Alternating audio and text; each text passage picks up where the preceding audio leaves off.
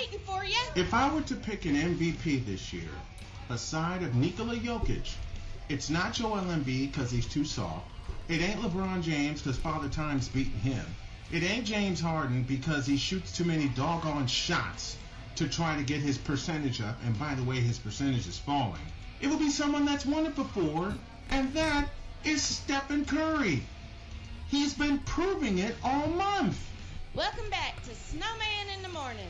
Jay Spivey now joins me here on the program, and Jay, the NBA playoffs or play-in is here, and I want your thoughts and answer to this very, very simple question, and it goes like this.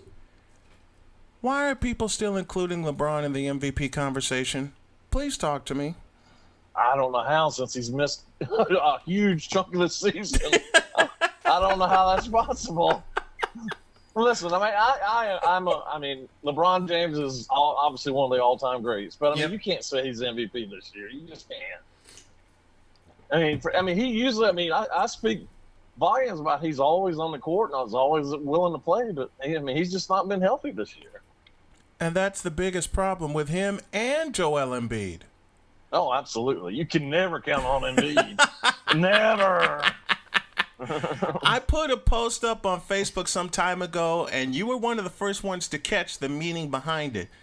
When I said, poor Joel Embiid, it just seems like he will never be able to put it together. And I got drug over the coals with everybody throwing stats at me, and finally I just said, that's not what I meant.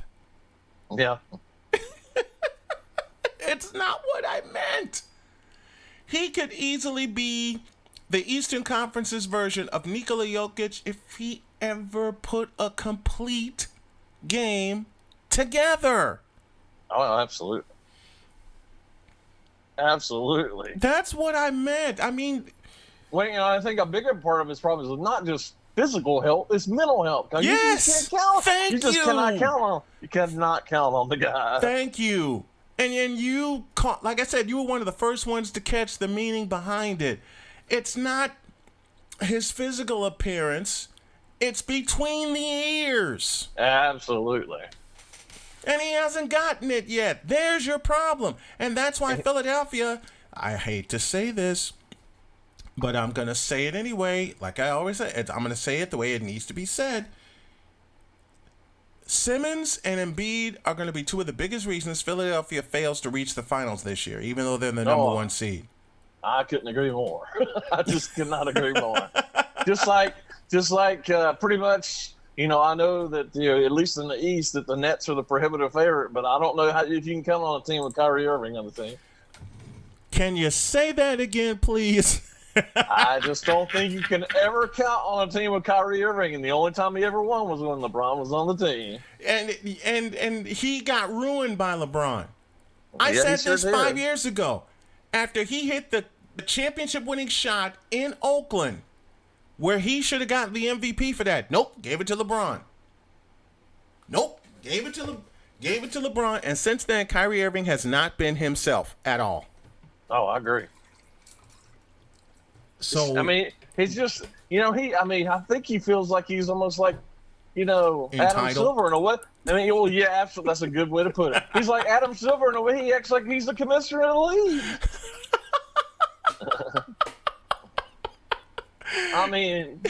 It's like the buck stops with Kyrie Irving. You put it well. He is entitled. He is very entitled. He's been entitled since he played with you know what? This is how I sum up. Well, actually, he's been kind of entitled since he played at Duke. He played 11 games at Duke. 11, and everybody wants to make Kyrie Irving out to be this big time superstar when he played. And I'll say it again: 11 games at Duke. 11. He didn't even play a full year. Yeah, not even close. That's like a third of a year. If that, given Duke's tradition. Yeah, that's almost a quarter of a year by Duke's standards.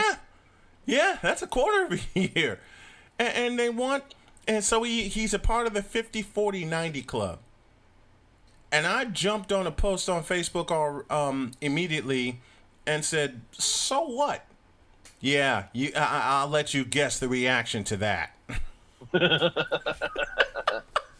Oh yeah, there's a lot of Kyrie Irving apologists out there. That's the truth, and it's like, why?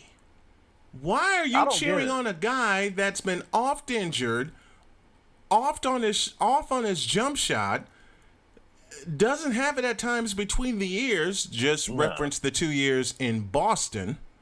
No, I don't want to come across as I'm saying that he's a criminal. He's not. I don't think he's that type of a person. Right. But there are two kinds of bad people. There are criminals, and then there are bad people. And I just think he's a bad seed or a bad apple, however you want to put it. Mm-hmm. I mean, and he's just. I think he's kind of a locker room killer in a way.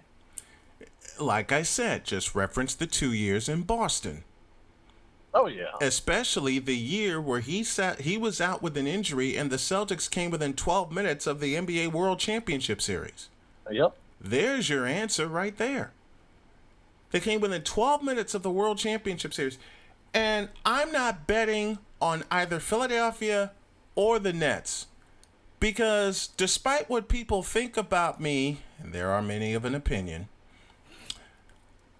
I call it like I see it, and I don't trust the Nets, not just because of Kyrie Irving, but I'll throw another name out there. His name is James Harden. Oh, yeah. Yeah, that's true. Who the hell would put their... Okay, if the Rockets didn't teach us anything in 8 years, why would you put your stock... If you're Brooklyn, New York, why would you put your stock in a fellow who stops the offense? Matter of fact, you got two of the big three in Brooklyn. I was about to say New Jersey. Stop the offense. It gets to one side of the floor or the other, and it just freezes. Meanwhile, Durant's moving around all over the place saying, hey, y'all forgot about me. Yeah. I just can't trust him. There's a lot of good teams in the East this year, but I still think if they can get out of the play-in round, and if LeBron James and Anthony Davis stay healthy, they can easily win this thing. They can easily win it. Yeah. They have as much, if not more talent than anybody. They've been hurt all year, but if they can stay healthy, they can win this thing. Yeah, but here's the problem: they got to face the hottest team in the West, and that's Golden State. Oh, I know. That's what I'm saying. They got to face the hottest team in the Western Conference right now. They have it. They have it in their house in the Staples Center, but the problem is the first time these two teams played, and both teams were and the Warriors were not at full strength, and the Lakers were. The Warriors beat them. Yeah, the way Steph Curry's playing right now, it's going to be hard to beat them.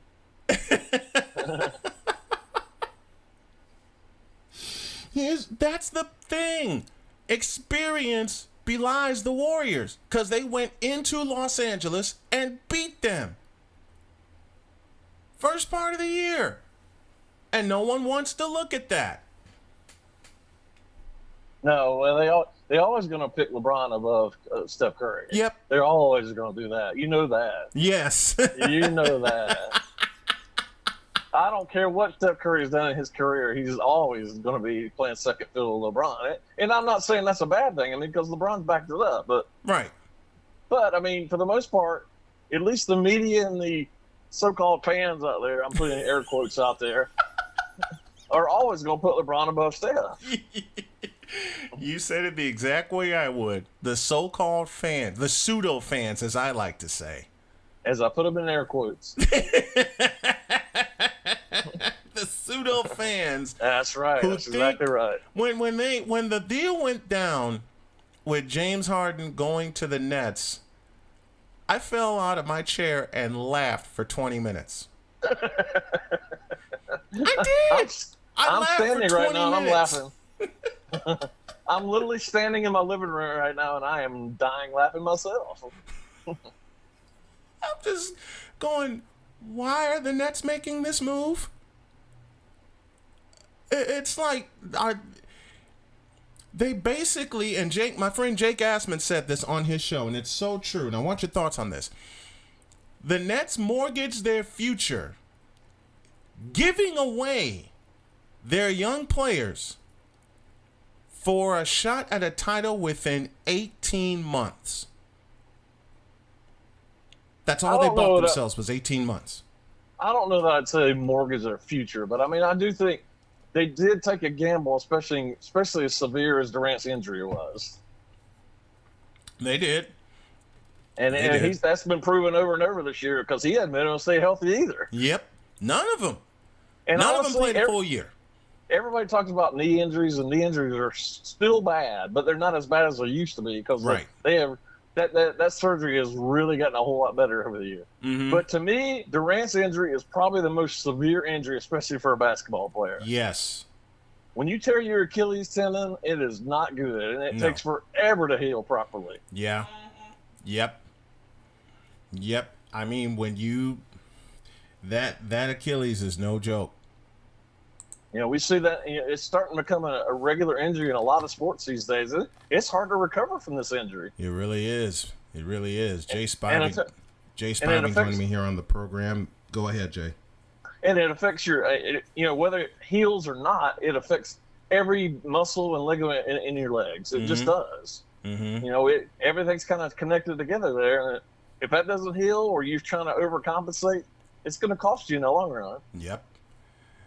And the ankle injury that LeBron suffered may cost him. That's true too. Anthony Davis, he's been hurt all year, but you can't count on him. Anthony Davis.